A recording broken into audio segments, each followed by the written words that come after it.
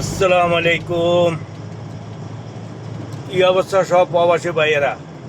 সবাই ভালো আছেন?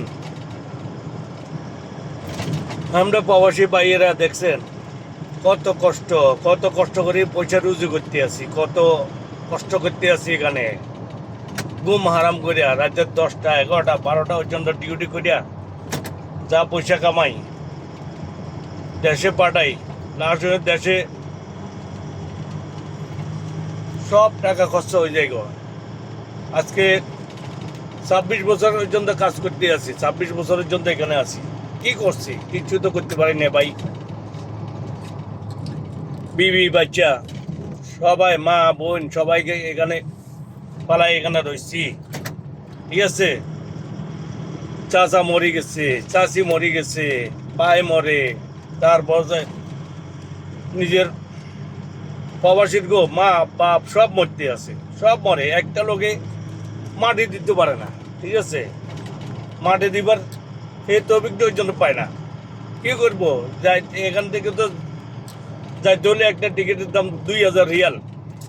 2000 রিয়াল আসা যাওয়া, 15 দিনের লাই 10 দিনের লাই। মানুষ সবাই তো যাইতে পারে না। কত মানুষে আপনার মা বাপ সব হারাইছে, ভাই, নিজের ছেলে, নিজের মেয়ে। ঠিক আছে, এত কষ্ট করে পয়সা কামাই, কি লাভ হইতে আছে? ঠিক মতো মানুষের খাওয়া তো ঠিক মতো খাইতে পারে না। ঠিক আছে, সকালবেলা 5টার সময় উঠি, ডিউটি যেতে হয়। দেখতেছি তো আমরা না তো 7টা 7:30 আমরা যাইতে আছি।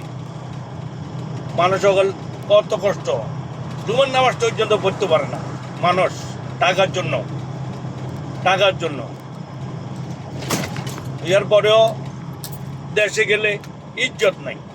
ঠিক আছে, দেশে গেলে ইজ্জত নাই। যতক্ষণ টাকা আছে ততক্ষণ ভালোবাসা আছে, যতক্ষণ টাকা আছে তখন ভালোবাসা আছে। টাকা নাই, কেউ আপনারা দেখবো না, কেউ চিনবো না।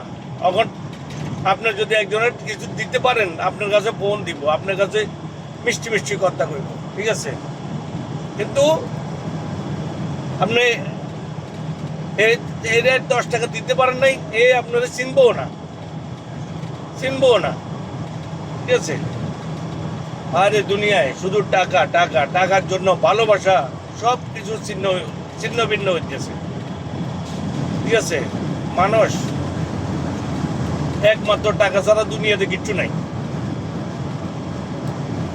এই টাকা কামাই লাস্ট হয়ে দেশে যাইয়া 1 বছর যদি বাড়ির দেশে থাকে, পরে কেউ চিনে না। বিশ্বাস যদি করেন, কেউ চিনে না।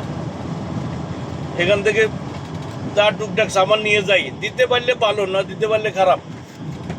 ঠিক আছে, দিতে পারলে ভালো, না দিতে পারলে খারাপ। অমুকে আমার কিছু আনে নাই, আইফোন চাইবো, আইফোন চায়, 10 টাকা রুজু করতে পারে না, আইফোন চাই বসে থাকে। ঠিক আছে, আমরা এখানে আইফোন রাস্তার ভিতরে টাকা পড়ে রয়েছে, শুধু টাকা উঠে উঠে দেশে পাঠানো।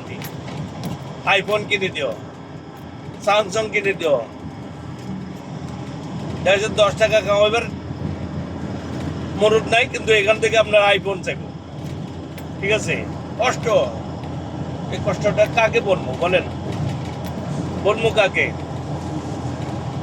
একমাত্র শোনার মালিক হলো আল্লাহ। একমাত্র আল্লাহ শুনতেছে, আর কেউ শুনবো না।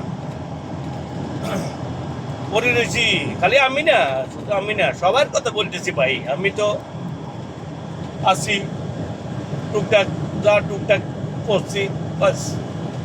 সব মানুষ আপনি দেখবেন মাটি এই মরুভূমির ভিতরে কাজ করে। আরো একটা ভিডিওর ভিতরে দেখেছি আমি, দেখিয়ে একটা বাঙ্গা ঘরের ভিতর থাকে, জানেন, দেখে নিজের চোখের পানি আসে গেছে। আর এই মানুষগুলা পয়সার জন্য, পয়সা রুজু করি কার জন্য? মা বাবার জন্য, বিবি বাচ্চার জন্য। ঠিক আছে, সত্য কথা। আমরা পুরুষ মানুষ, চোখের কানতে তো পারি না, বুকটা ফাটে। ঠিক আছে, দেখবেন, শুনবেন, দেখেন